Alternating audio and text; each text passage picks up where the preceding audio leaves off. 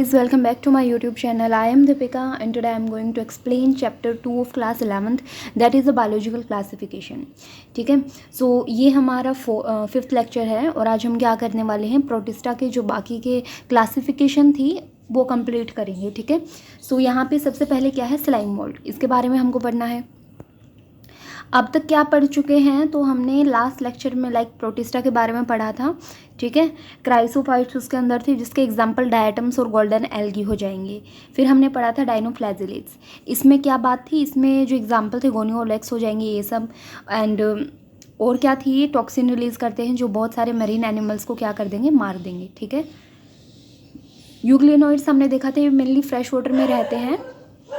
And इनकी cell wall की जगह एक खास बात क्या है इनके अंदर, कि इनके अंदर एक प्रोटीन की लेयर होती है जिसका नाम है पेलिकल, जो कि इनकी बॉडी को फ्लेक्सिबिलिटी प्रोवाइड करती है. ठीक है, सो ये सब चीज़ें हमने इसके बारे में पढ़ लिया. आज हम किसके बारे में पढ़ेंगे, आज हम पढ़ेंगे स्लाइम मोल्ड. तो यहाँ पे ऐसे याद रखना है कि ये क्या है, ये है सेप्रोफाइट्स, और सेप्रोफाइट्स का मीनिंग मैंने पहले ही बता दिया है. ठीक है, सेप्रोफाइट्स होते हैं जो डेड ऑर्गेनिज्म पे फीड करे. The body moves along decaying twigs, तो बॉडी जो है वो क्या करती है, जो डिकेइंग ट्विग्स है, लीफ है, तो उन वो जो ऑर्गेनिक मटेरियल है उन सबको क्या करेगी, अनगल्फ करेगी. ठीक है, under suitable condition they form an aggregation called plasmodium. भाई सूटेबल कंडीशन होती है तो ये एग्रीग्रेट होके क्या बना लेते हैं, ये प्लाज्मोडियम बनाते हैं जो ग्रो करेगा और वो हमारी काफ़ी दूर तक स्प्रेड हो सकता है. लेकिन अगर मैं बात करूँ कि अनफेवरेबल कंडीशन है, फिर क्या बनाएंगे, तो जो प्लाज्मोडियम होता है अगर अनफेवरेबल कंडीशन आ जाती है तो डिफ्रेंशिएट होगा और उसके अंदर से फ्रूटिंग बॉडीज़ बनना शुरू करेंगी. उन फ्रूटिंग बॉडीज़ के अंदर क्या होते हैं, हमारे स्पोर्स होते हैं उनकी टिप के ऊपर. ठीक है, वो जो स्पोर है, मान लो ये एक स्पोर है तो इसके बाहर क्या है, ट्रू वॉल प्रेजेंट होती हैं. ठीक है, और ये चीज़ें, एक चीज़ याद रखना कि साल हो जाए, मतलब कितने ही साल तक ये सर्वाइव कर सकते हैं, क्योंकि एक्सट्रीमली रेजिस्टेंस होते हैं किसी भी एडवर्स कंडीशन में. ठीक है, फिर क्या है, स्पोर जो है वो हमारे किस तरीके से फैलेंगे, हवा के थ्रू. हवा की मतलब आएंगी, एयर करंट्स जो होता है, तो हवा जब चलेगी तो स्पोर्स जो है वो फैलते रहेंगे. ठीक है, कहीं कहीं जाके गिरेंगे, फिर से ये चीज़ स्टार्ट होगी. तो ये सब स्लाइम मोल्ड्स के बारे में था. इसका लिंक जो है प्लाज्मोडियम से है, वो याद रख लेना. ठीक है, ऐसे याद रखना है कि सेप्रोफाइटिक प्रोटिस्टा होते हैं. पूछ सकते हैं नीट में कि इनमें से कौन सा सेप्रोफाइटिक प्रोटिस्टा है, तो ऐसे याद रखना स्लाइम मोल्ड. ठीक है, यहाँ पे ये फिगर दिखा रखी है स्लाइम मोल्ड की.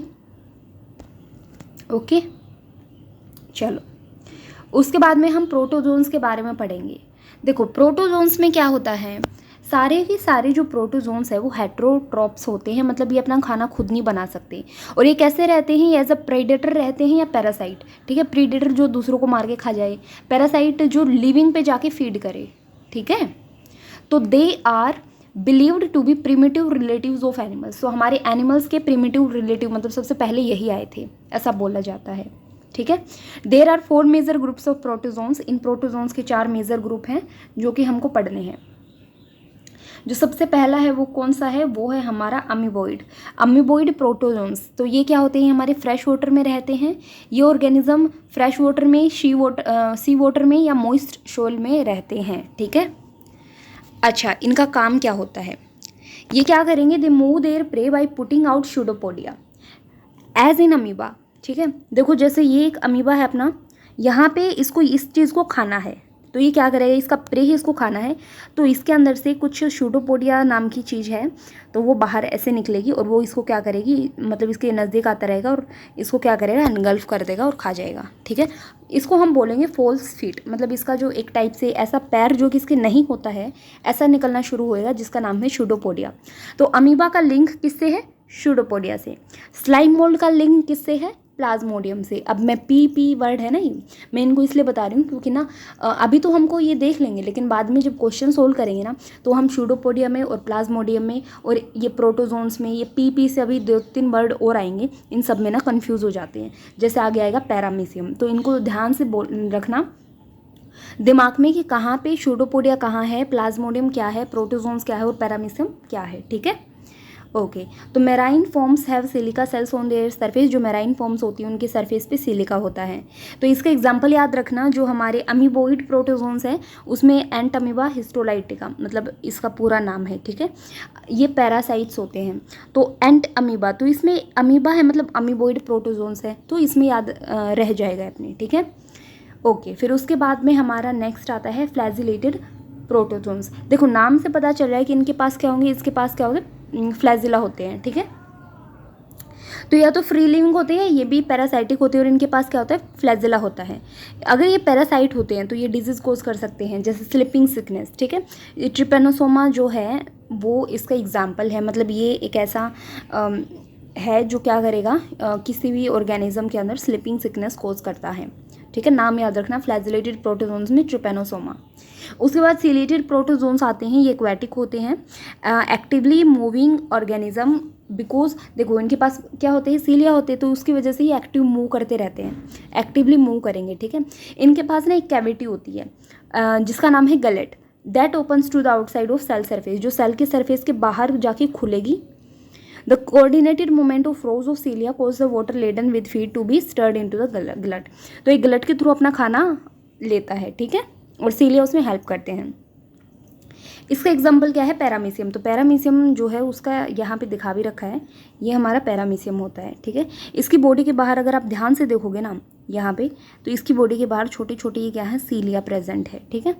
और ये जो है यहाँ कहीं इसका ये क्या हो जाएगा, गलट हो जाएगा, ठीक है।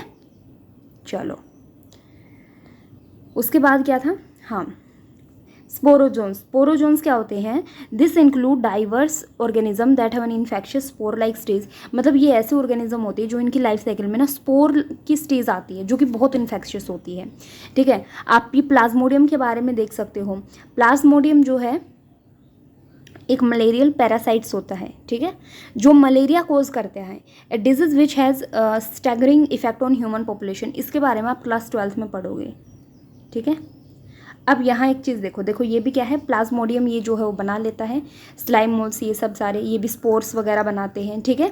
तो वहाँ पे क्या है अपना प्लाज्मोडियम, ये वाला हो गया, तो ये स्पोरोजोन्स वाले में आएंगे, ठीक है, थोड़े थोड़े,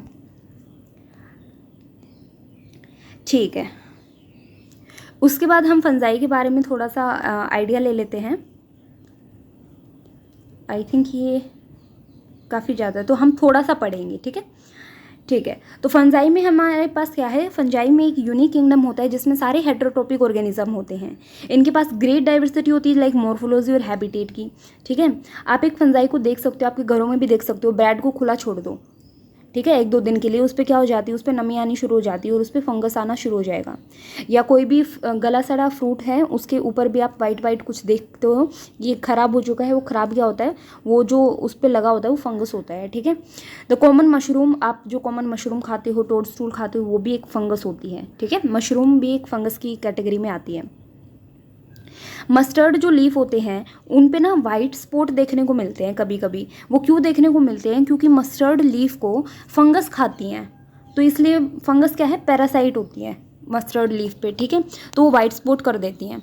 और कुछ यूनिसेलुलर फंजाई, अब यहाँ पे दिमाग और कान खोल लो, क्या है ये कह रहे हैं कि यूनिसेलुलर फंजाई जिसका नाम है यीस्ट, ये ना बहुत ज़्यादा इम्पोर्टेंट है। तो जो यूनिसेलुलर फंजाई होती है वो कौन है, यीस्ट होती है। नीट में पूछा गया है कि इनमें से बताओ कौन सी यूनिसेलुलर फंगस है, तो आपको क्या बताना है, यीस्ट बताना है। ये क्या काम आती है, ब्रेड और बियर बनाने में काम आती है, ठीक है। अदर फंगस होती हैं जो हमारे प्लांट और एनिमल्स में डिजीज़ करती हैं, जैसे एक है व्हीट रस्ट कोजिंग, मतलब व्हीट में रस्ट करती है, जिसका नाम है पक्षीनिया, ये एक इंपॉर्टेंट एग्जाम्पल है जो याद रखना है। अदर भी होती हैं, कुछ ऐसी होती हैं फंगस जिनसे एंटीबायोटिक मिलती है, ये तो नाम सुन रखा होगा, अलेक्जेंडर फ्लेमिंग ने इसका खोज किया था, पेनिसिलियम है, ठीक है। फंजाई जो होती है वो कॉस्मोपॉलिटन होती है, मतलब ये हर जगह ना आपको मिल जाएंगी, और ये हवा, पानी, सोयल और एनिमल्स पर फंगस, मतलब हर जगह आपको ये देखने को मिलेंगी, ठीक है। ये कहाँ प्रेफर करती है, मतलब मेनली ये कहाँ मिलेंगी, तो ये गर्म इलाके में मिलेंगी, और जहाँ पे नमी होती है ना वहाँ पे ये ज़्यादा मिलेंगी। So have you ever wondered why we keep food, तो आपको अब पता चला कि क्यों हम फूड को रेफ्रिजरेटर में रखते हैं, क्योंकि अगर वो बाहर रहेगा तो वो गर्म जगह है, गर्म होगा और वो नमी आने लगेगी, जिसकी वजह से फूड जो है वो ख़राब होना शुरू हो जाएगा। इसलिए हम रेफ्रिजरेटर में रखते हैं, ठीक है। तो हम फूड को बचाते हैं ताकि वो ख़राब ना हो, ताकि उस पर कोई बैक्टीरिया या फंगस का इन्फेक्शन ना हो, ठीक है। तो यहाँ पे 2-3 चीज़ जो है वो बहुत इंपॉर्टेंट है। जैसे एक ये पक्षिणिया के बारे में जो क्या करता है, वीट ट्रस्ट करता है। एक ये पेनिसिलियम के बारे में जिससे एंटीबॉडीज़ जो हैं वो हमको मिलती हैं। बाकी सब जो है वो क्या है, एक कॉमन वो है कि भाई, और ये हेट्रोट्रोपिक वाले इसके अंदर सबके सब आते हैं, ठीक है। बाकी सब एक कॉमन सेंस है, क्या है क्या नहीं है, कहाँ मिलते हैं कहाँ नहीं मिलते हैं। जो मेन यहाँ पे नीट से पूछे जाने वाले क्वेश्चन है तो वो ये 4 हो सकते हैं, ठीक है। फिर उसके बाद में आते हैं with the exception of yeast जो कि यूनिसेलुलर है, फंजाई आर फिलामेंटस। चलो हमने एक बात की है, हमने अभी तक ये देखा है कि फंजाई जो है वो क्या है, यूनिसेलुलर, मतलब एक सेल होती है उनके पास। अभी कुछ ऐसी फंजाई है जो फिलामेंटस भी होती हैं, उसके बारे में भी हम पढ़ेंगे, ठीक है। फिलामेंटस होती है, मतलब इस टाइप की फिलामेंट उनके पास होता है।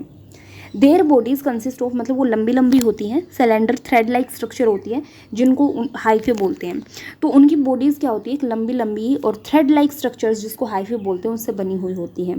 और जितना हाइफे फैला होता है उसको माइसीलियम बोलते हैं। जैसे कि ये कोई देख लो कुछ भी है, तो यहाँ पे ना पतली पतली थ्रेड लाइक स्ट्रक्चर, ये जो इसकी होगी ना, इसको क्या बोलेंगे, हाइफी बोलते हैं, जो थ्रेड लाइक स्ट्रक्चर निकली हुई है। और जहाँ पे ये जितनी ये थ्रेड लाइक स्ट्रक्चर निकली हुई है ना, इस पोर्शन को क्या बोलेंगे, इसको बोलते हैं माइसीलियम, ठीक है। तो कुछ हाइफी जो होती हैं वो कॉन्टिन्यूस ट्यूब्स होती हैं जिनके अंदर मल्टी न्यूक्लिएटेड साइटोप्लाज्म होता है जिसको बोलते हैं सिनोसाइटिक हाइफे, ठीक है। तो अभी हाइफे के बारे में हमने बात की। तो कुछ हाइफी कैसी होती हैं जिनके सेल के अंदर, मतलब हम बोलेंगे कि उनके अंदर क्या होता है, एक ट्यूब होती है, लाइक ये एक ऐसी ट्यूब हो गई, ठीक है। ये कुछ था तो इसमें क्या होगी, ये ऐसी ट्यूब हो गई, ठीक है। तो इन ट्यूब के अंदर ना बहुत सारे न्यूक्लियस प्रेजेंट होते हैं जिसको बोलेंगे, कौन सी कंडीशन है इनके साइटोप्लाज्म में, मल्टी न्यूक्लिएटेड कंडीशन। और उस कंडीशन का एक दूसरा नाम है सिनोसाइटिक। सिनोसाइटिक का मतलब है साइटोप्लाज्म में बहुत सारे न्यूक्लियस, ठीक है।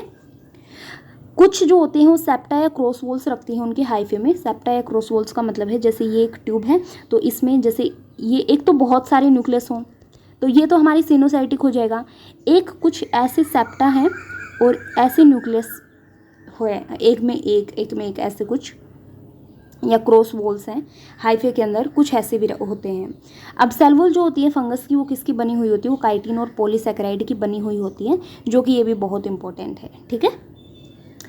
और यहाँ पे माइसीलियम के बारे में भी क्वेश्चन आता है, हाइफे के बारे में भी क्वेश्चन आता है। और सिनोसिटिक हाइफे क्या होती है, जिसमें बहुत मल्टी न्यूक्लिएटेड साइटोप्लाज्म होता है, ठीक है। तो ये इस पोर्शन में भी हमारा कुछ इतना जो है वो काम आया है। चलो आगे चलते हैं। ओके, बहुत सारी फंजाई हेट्रोट्रोपिक होती है जो कि हम बात कर चुके हैं। वो अब्जॉर्ब करती हैं ऑर्गेनिक मैटर को डेड से, ठीक है, जिसको सैप्रोफाइट्स बोलते हैं। ये सैप्रोफाइटिक भी होती है और पैरासाइटिक भी होती हैं, जो कि हम बात कर चुके हैं। सैप्रोफाइटिक मतलब कि जो डेड से फीड करे, और पैरासाइटिक जो लिविंग पर फीड करे, बात हो चुकी है इनकी, ठीक है। और ये सिम्बायोंट्स भी होते हैं और ये माइकोरहाइजा भी हो सकते हैं। कैसे सिम्बायोंट्स, मतलब कि ये एसोसिएट होते हैं किसी और चीज़ के साथ। जैसे फंजाई अगर एल्गी के साथ एसोसिएशन में है, मतलब इन दोनों का एक दूसरे के बिना काम नहीं चल रहा है, तो उस पर्टिकुलर चीज़ को हम लाइकन बोलते हैं। और अगर फंजाई जो है वो हमारी जो बड़े बड़े प्लांट होते हैं उनकी रूट्स के साथ अटैच है, तो उस चीज़ को हम माइकोरहाइजा बोलते हैं। इनका भी आप आगे जो चैप्टर्स आएंगे उसमें पूरी डिटेल पढ़ोगे, अभी सिर्फ नाम याद रख लेना, ठीक है। तो एनसीईआरटी ने ना ये ब्लैक डार्क कर रखा है, ठीक है। बोल्ड अक्षर जो है ये तुम्हारे जो लेटर, ये बहुत इंपॉर्टेंट है, इनको तो पक्का याद रखना है। तो रिप्रोडक्शन फंजाई में कैसा होता है, वेजिटेटिव मीन से भी होता है, मतलब फ्रेगमेंटेशन भी होता है, फिशन, बडिंग, आप सबको इनके बारे में पता है। फ्रेगमेंटेशन मतलब फ्रेगमेंट्स बनते हैं, जैसे एक बॉडी है ये 3 हिस्सों में डिवाइड हो जाएगी, फ्रेगमेंट होगी, फिर पर्टिकुलर इनसे पूरी की पूरी बॉडी बनती है, ठीक है, ऐसे। और फिशन मतलब कि एक है वो डिवाइड होएगी और वो 2 में कन्वर्ट हो जाएगी, या फिशन मल्टीपल भी हो सकता है।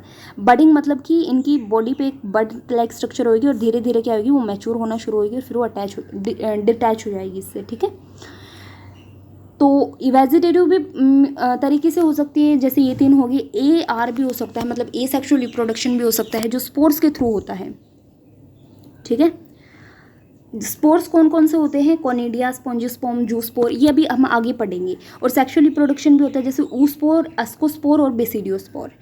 इनके अंदर ना बारीक सा डिफ्रेंशिएशन होता है, मतलब नाम अभी याद रख लेना, कल के लेक्चर में ना इनका नाम याद होना चाहिए, वरना मैं यहाँ से फिर बताऊंगी, ठीक है। Various spores are produced in distinct structure called fruiting bodies. Fruiting bodies में हमारे स्पोर्स बनते हैं। और सेक्सुअल स्टेज की ये 3 आगे स्टेज है जो कि हम कल कंप्लीट करेंगे, ठीक है। तो मैंने फंजाई का आधा करवा दिया, कल ये करेंगे, और फाइकोमाइटिस और अस्कोमाइसिटीज के बारे में भी हम पढ़ेंगे, ओके, ठीक है। So thanks for watching my video guys, and if you like my video then also subscribe my channel. Thank you.